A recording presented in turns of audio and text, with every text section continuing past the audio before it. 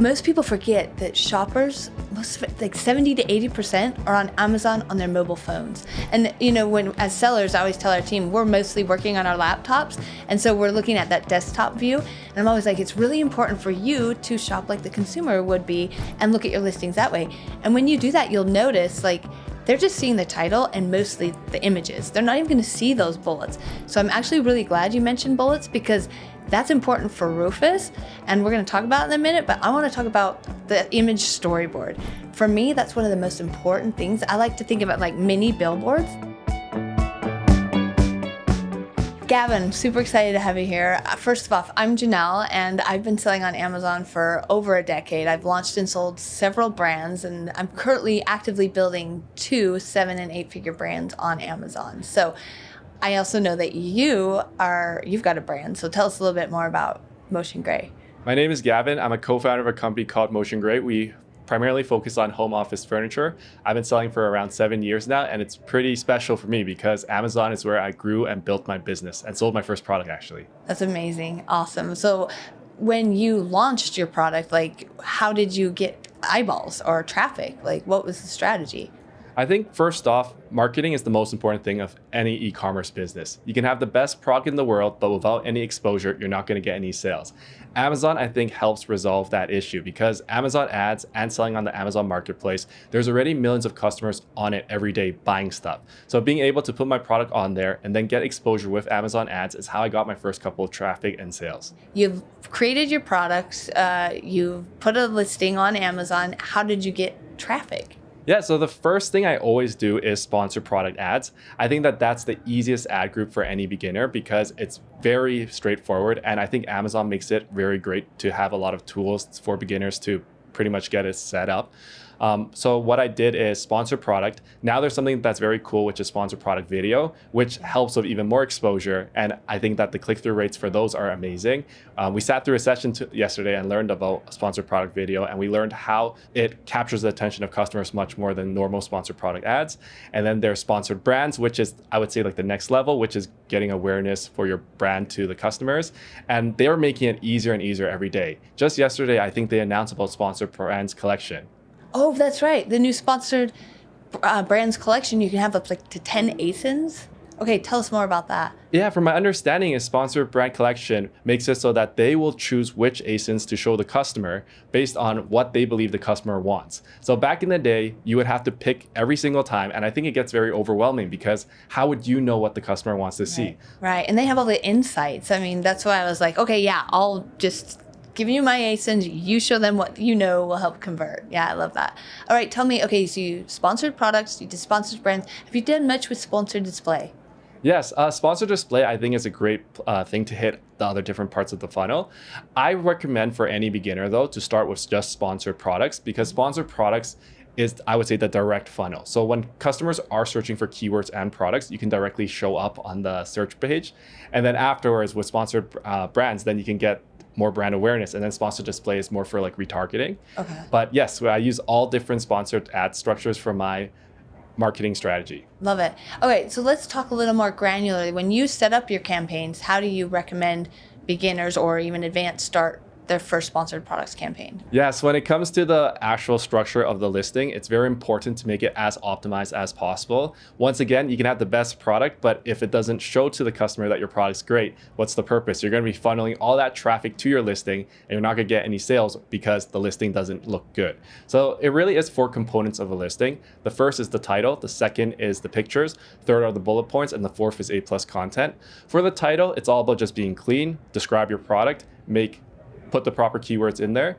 For the image, that's where it becomes more technical, where you want to make sure it shows why your product is good, shows why your product is different, make it clean, make it straight to the point.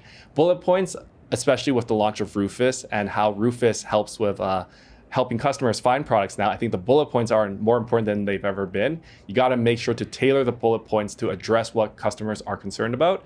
And last is A+ content, where it's more in-depth pictures, where you describe the product more in depth, which allows for more, I would say, descriptions of the product. What about you? Like, what would you say about the bullet points with Rufus? Oh, yeah. Well, first, thank you for outlining all those components of the listing. And I did want to touch on, like, most people forget that shoppers, most of it, like 70 to 80% are on Amazon on their mobile phones. And when as sellers, I always tell our team we're mostly working on our laptops, and so we're looking at that desktop view. And I'm always like, it's really important for you to shop like the consumer would be and look at your listings that way. And when you do that, you'll notice like they're just seeing the title and mostly the images. They're not even going to see those bullets. So I'm actually really glad you mentioned bullets, because that's important for Rufus, and we're going to talk about it in a minute, but I want to talk about the image storyboard.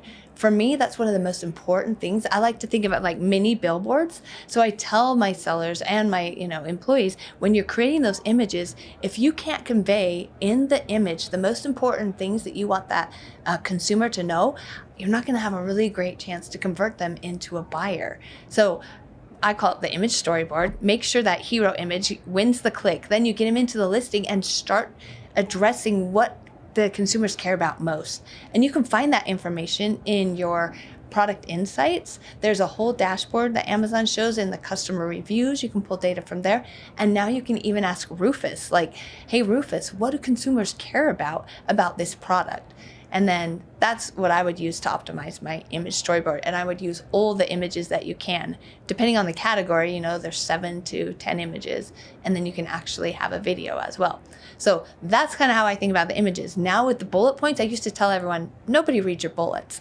Well, the bullets are super important for Rufus. All the information we're putting on our listings, Rufus is pulling from. And I don't know about you, but I've actually started using Rufus as a consumer. Like I was telling the other day that I was shopping for, a new smart ring, and I just went straight to Rufus. I didn't even look at the listings. I was like, which smart ring should I buy? And Rufus was teaching me and pulling from all the listings. It was pulling reviews, pulling from the bullets, pulling from the A+ content. So I even think now as sellers, we need to be really optimizing our listings so that I call it Rufus ready. Okay, was that a long-winded answer or what? No, that's great, because I think when it comes to using sponsored ads, it really comes down to having a good listing. And as mentioned, having the right images helps with conversion, which ultimately leads to better exposure and potential sales.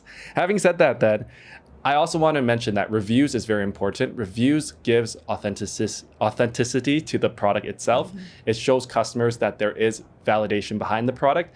And that is also a conversion factor when it comes to before you run sponsored product ads. So I guess leading to the next question really is the campaigns itself. Yeah.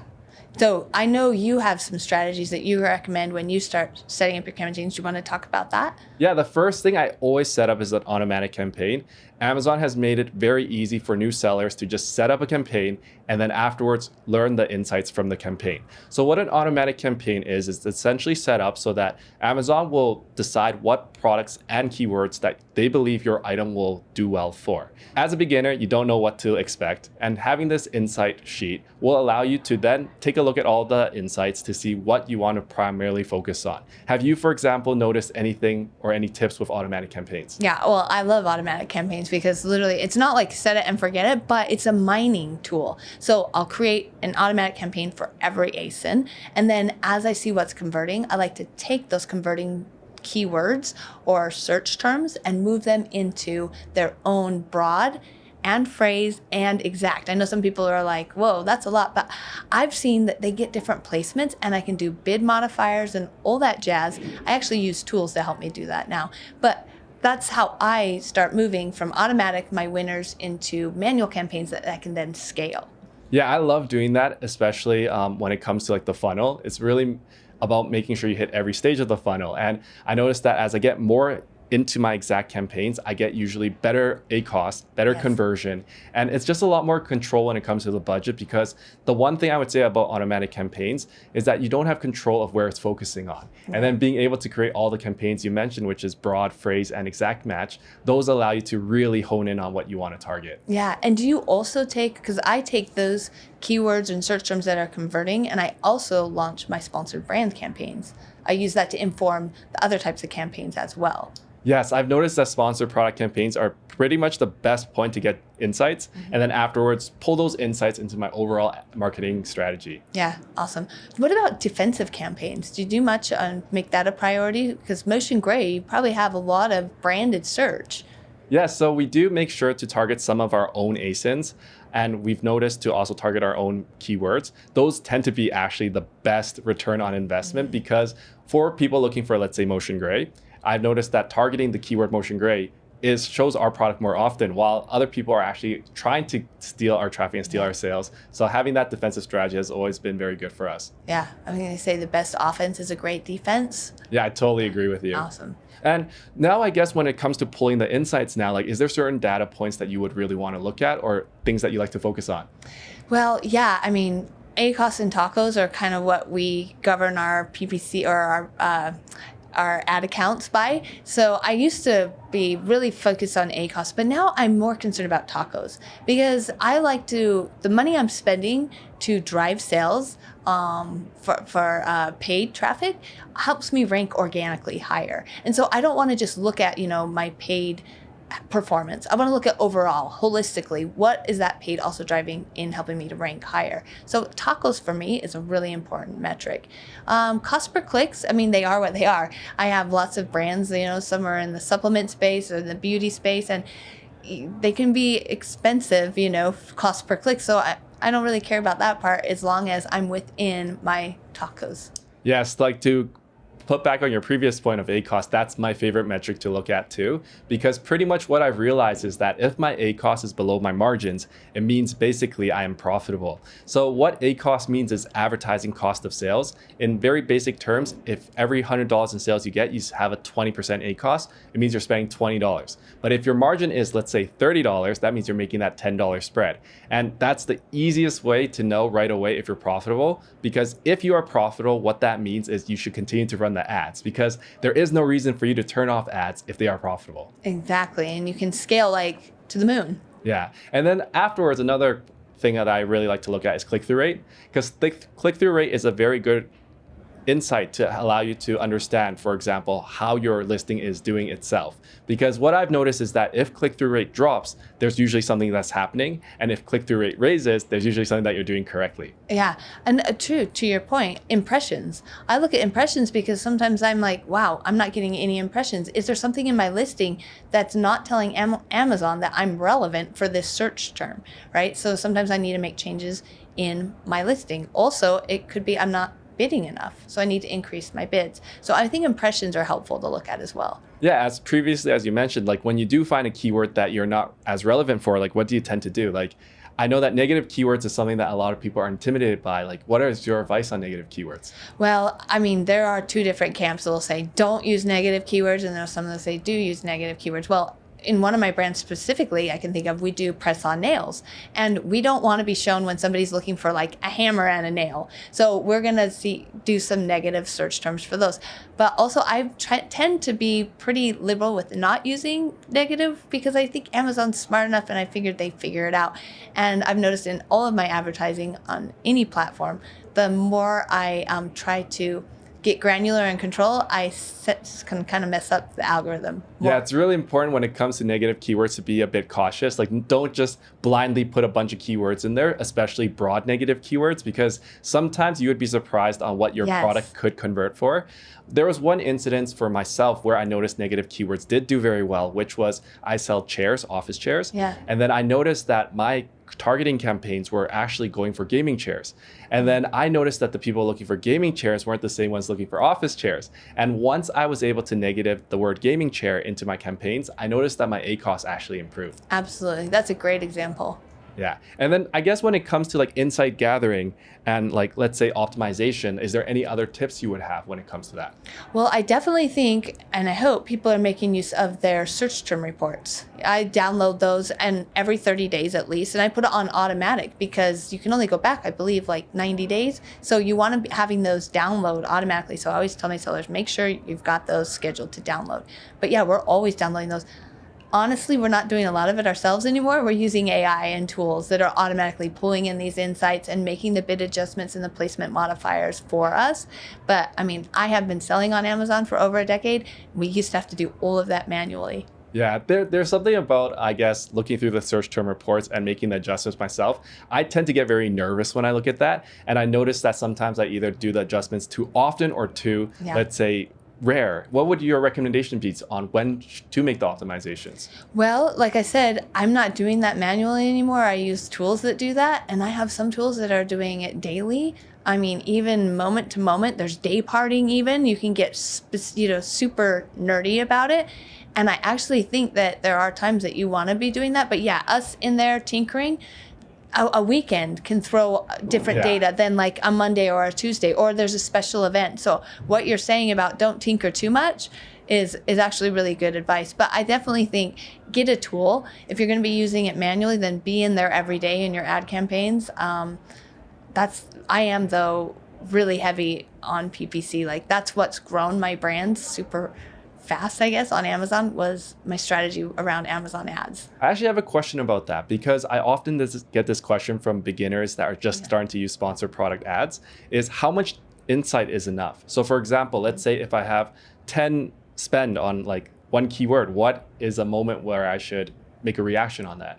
Okay, so you have $10 spent on, let's say, one keyword that didn't convert at all versus, let's say, you have 50 to 100. Is there a mark that you would say? Okay, that's a really good question. I typically won't use a dollar amount spent because when you said $10, I can think of a product right now where it costs me $10 per click for a keyword. Oh, wow. So that would only be one click. That would not be enough data for me to make an informed decision. So I like to say 10 to 20 clicks is what I'm looking for. If something doesn't convert after 10 clicks, and 10 clicks, sometimes I'm like, I might go 20. If I know it's super relevant, I want to go 20, and then I'll turn that keyword off or pause it. You know what I mean? I tend not to turn them off, but I'll pause and just see what happens. But you can lower your CPC, your bids. That's actually even better than just turning it off because there might be a point where everybody else runs out of budget or at night when they're day parting and you're still running, that you'll actually get cheaper costs per clicks and actually become profitable. So that's why there's a lot of nuance to all of this. You know what I mean? It's like I can't say one specific way, but I definitely think don't use a dollar amount just because that keyword, you may only get two clicks to make that judgment off, and that's not enough data. Yeah, based on what you just mentioned, I noticed that with actually last Prime Day where a lot of the sales came at night. And it was very weird because normally it would be the sales in the morning or the afternoon. And I think a lot of the people blew through their budget. And by the time that the nighttime came where all the customers came, because I think it was a work day, the people that had enough budget and had their campaign still running were the ones that converted the most. Yeah. I guess my last question to really summarize everything is, what would be one takeaway or one advice you would give someone that just is getting started with their Amazon ads?